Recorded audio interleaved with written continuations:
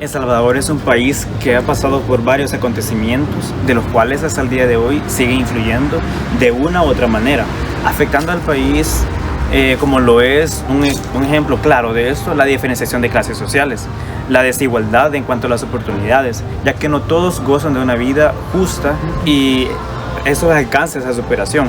En esta oportunidad hablaremos y veremos sobre el campesinado en El Salvador y sus movimientos sociales.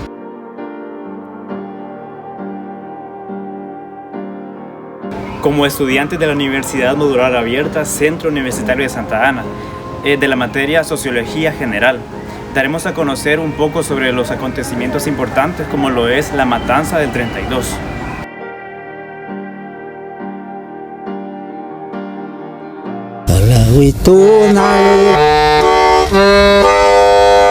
Kankalawitunal tuteko Nechkukuwa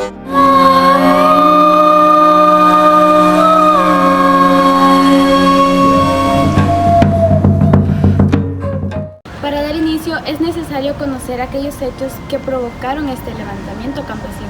Para ello hay que remontar a la época de la independencia de El Salvador, donde América se independiza de España en el año 1821, a pesar que los países no estaban del todo estructurados. Después se formó oficialmente la República del Salvador.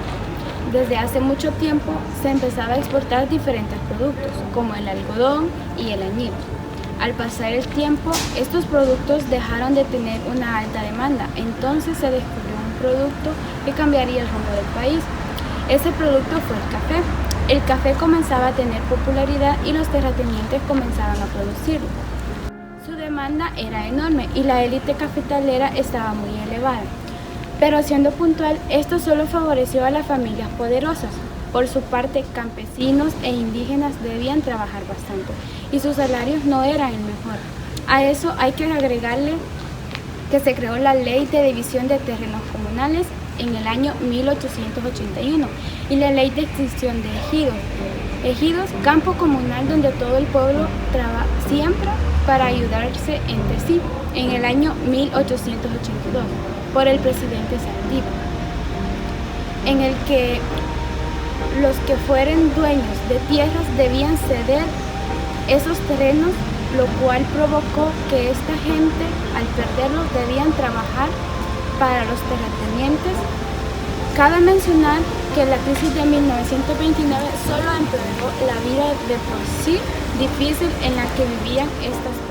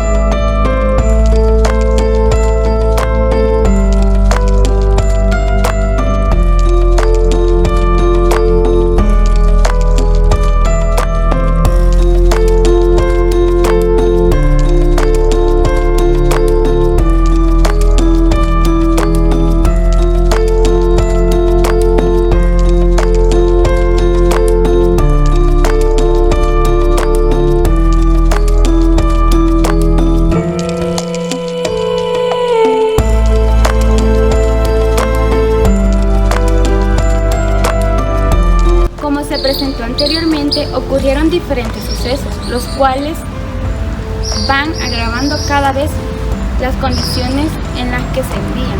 Por ello, empezaron a surgir grupos organizados que se levantaron en contra de la oligarquía. Un ejemplo de esto es el PCS, o conocido también como Partido Comunista Salvadoreño, que fue fundado en 1929. Sus integrantes eran obreros, artesanos, campesinos y un grupo de maestros salvadoreños. En aquellos años, amplias fuerzas populares democráticas se enfrentaban a la dinastía de los Menéndez Quiñones, 1913 a 1929. Pero eso cambió, pues las elecciones de 1931, Arturo Araujo llega al poder. Pero esto no duraría mucho tiempo, pues el 2 de diciembre de 1961 ocurre un golpe de Estado. En ese momento, Maximiliano Hernández Martínez llega al poder. Los indígenas y los campesinos estaban cansados, pues eran explotados y sus tierras les habían sido quitadas. Por eso se organizaron para poder rebelarse contra el gobierno y la oligarquía que en ese momento gobernaba. El 22 de enero del año 1932, miles de indígenas y campesinos salieron armados hacia los cuarteles, pero lo que no esperaban eran que serían masacrados. Se supone que fueron 30.000 víctimas, pero ese es un dato que no es muy oficial, ya que existen personas que dicen que fueron más, existen personas que fueron menos. Además, los líderes del PCS fueron asesinados. Esos eran Feliciana Ama, Farabundo Martí y Mario Zapata. Los hechos ocurrieron en los departamentos de Huachapán, Sonsonate, parte de Santa Ana y también en La Libertad. A partir de la llegada de Maximiliano Hernández Martínez al poder, se convirtieron en los peores años para los campesinos e indígenas. Hernández Martínez duró 13 años en el poder hasta que en 1944 se hace una huelga, conocida como la Huelga de Brazos Caídos, en la que el país entero puso pausa a todas las actividades laborales y educativas durante una semana. Debido a esto, él renunció como presidente, pero no terminó ahí. Ese fue solamente el inicio de 5 décadas de dictaduras militares y persecución contra indígenas y campesinos. En los años posteriores se continuó persiguiendo a cualquiera que mostrara signos de ser indígena, como hablar náhuatl, vestir prendas indígenas, tener un apellido indígena o tan solo parecer un indígena. Eran motivos suficientes para ser perseguidos o asesinados, pues asociaban a los indígenas con ser comunistas. Mucha gente desde su perspectiva indígena cuenta cómo se sentía el no poder ser ellos mismos, el negar algo que era parte de ellos, el tener que recurrir a cambiar sus propias costumbres. De hecho, muchas personas cambiaron su apellido a Hernández o a Martínez para que así sus vidas no corrieran peligro, pues al tener los mismos apellidos de Maximiliano, de alguna manera evitaban ser vistos como enemigos, y es por esto que ambos apellidos ahora en día son muy comunes en El Salvador. A la fecha, en nuestro país aún existe desigualdad en cuanto a las comunidades campesinas provenientes de los pueblos indígenas, puesto que la validación de sus derechos como etnias es muy precaria. Esto, a pesar que recientemente, en 2004, se les otorgó un reconocimiento constitucional, aún no existen derechos específicos que los protejan. En un censo realizado por una antropóloga especializada en proyectos sociales y culturales, demostró que un porcentaje del 61% de las comunidades indígenas o campesinas se encuentran en una situación de pobreza en el país y el otro 39% vive en extrema pobreza. En cuanto a los derechos económicos y sociales, aún están pobremente desarrollados, careciendo de un tratamiento especial. El sistema judicial salvadoreño, a partir de una concepción del Estado monocultural, tradicionalmente se ha negado a la existencia de comunidades indígenas. Sin embargo, se busca erradicar lo anterior y se han logrado grandes avances importantes a nivel institucional a través de ciertos programas e iniciativas permitiendo dar voz a aquellos indígenas marginados.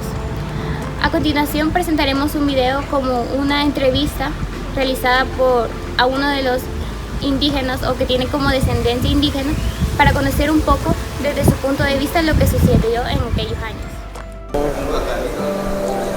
Vale, ¿su nombre? Mi nombre es Pío Quinto Pérez Juárez. ¿Cuántos años tiene? Resido en Cantón Anal Arriba. Cuento con un total de 89 años. Vaya, cuénteme, don Quinto, ¿usted vivió los acontecimientos del 32? Sí, en esa época mi papá me contaba todo lo que aconteció en el mes de enero. Don Leandro Mata ordenó a todos sus trabajadores que se presentaran con sus escrituras porque él los iba a proteger de una guerra que iba a pasar en la época cuando el general Maximiliano Hernández Martínez tomó la presidencia. Entonces mi papá me cuenta que mi abuelo Juan Pérez llegó a esa hacienda de don Leandro Mata con su escritura y ahí se quedó de una vez por todas porque don Jorge Leandro le dijo que los iba a proteger de esa guerra. Mi papá se reunió con todos mis hermanos, con todos los hermanos de él y los hijos, porque ahí trabajaban. Entonces don Jorge Leandro les pidió las escrituras, pero en esa semana que estuvieron reunidos, ellos cavaron donde iban a ser sepultados y ellos sin saber. En enero llegó la comisión, la siguiente semana, unas camionadas de soldados. Entonces don Jorge Leandro los entregó y ahí los fusilaron. De manera que ahí fusilaron a mi abuelo Juan Pérez, los hermanos, 5 hermanos y los 5 hijos que tenía. Solo mi papá se libró porque se metió en medio de unas piedras que cubrían unas macollas de zacate. Por eso es que se defendió, porque no lo vieron los soldados que los buscaban. Porque se metieron en las casas y por los ríos los buscaban. Mi papá se defendió, pero las escrituras de la propiedad de mi abuelo quedaron allá en esa hacienda Mirasalco, y ahí, porque ahí los fusilaron. Ahí fusilaron a mi abuelo Juan Pérez, los hijos y los hermanos. Entonces, mi abuela, al oír que el esposo lo fusilaron con los hijos y los hermanos, mi abuela cayó y ya no volvió, también murió.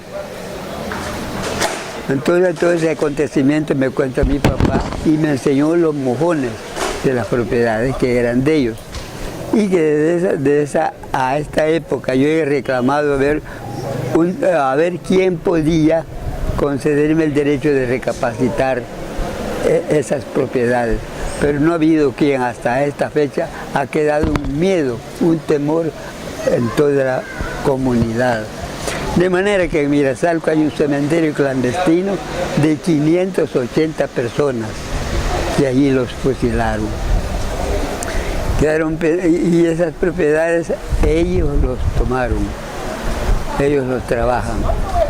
Y yo estoy alquilando una parcela de 8 manzanas, pero pago $13 por tarea para lograr sembrar algo y mantenerme. Así que hasta esta fecha hemos llegado a una pobreza que si no trabajamos no comemos, porque las propiedades ellos las tienen y nosotros no tenemos nada. La pobreza llegó hasta el extremo porque toda la familia murió allá y las escrituras de las propiedades quedaron en manos de los señores Mata. Eso fue lo que mi papá me contó, porque él me enseñó: esta fue la propiedad de mi hermano, la propiedad de mi papá, la propiedad de mis tíos. Me enseñó todos los mojones, que allí están a la vez los linderos.